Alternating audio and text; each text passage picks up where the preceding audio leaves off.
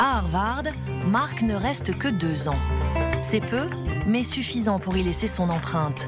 Il y étudie 2 matières, la psychologie et bien sûr l'informatique, qui lui est enseignée par Harry Lewis, son professeur préféré. Un homme qui, 30 ans plus tôt, a vu passer dans sa classe un autre génie, Bill Gates, le patron de Microsoft. Vous avez eu Bill Gates et Mark Zuckerberg comme élèves. Est-ce qu'ils avaient quelque chose en commun? Ils ont tous les deux quitté Harvard après avoir étudié dans ma classe. Ils ne sont jamais revenus, sauf Bill Gates qui a reçu son diplôme honorifique il y a quelques années. Et pourquoi? Parce que vous leur avez tout appris? Ils avaient tous les deux beaucoup d'ambition et voulaient créer leur propre entreprise. Ils avaient une certaine confiance en eux, une certaine désinvolture, c'est vrai, mais une très grande intelligence aussi. Ils avaient en plus cette soif d'apprendre, d'aller plus loin et de toujours remettre en question ce que nous, professeurs, leur apprenions. Il paraît que Mark a créé un site sur vous.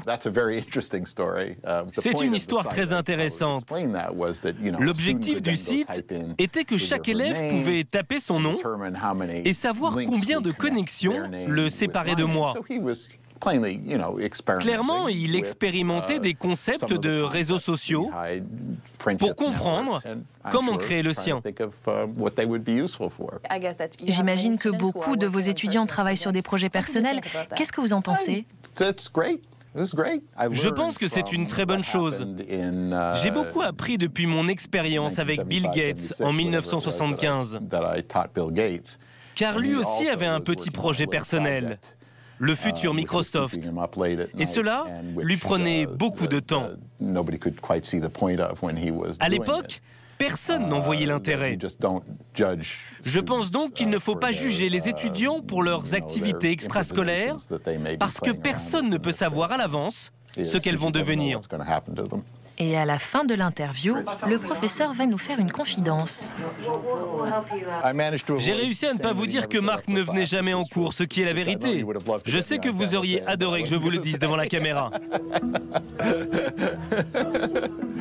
Si Mark sèche les cours du professeur Lewis, c'est parce qu'il est absorbé, obsédé par un nouveau projet qu'il développe jour et nuit. Malgré sa promesse, Mark ne travaille pas du tout sur le projet des jumeaux Winklevoss. Non. En janvier 2004, Mark Zuckerberg ne vit plus que pour son nouveau site, un réseau social qu'il compte appeler The Facebook.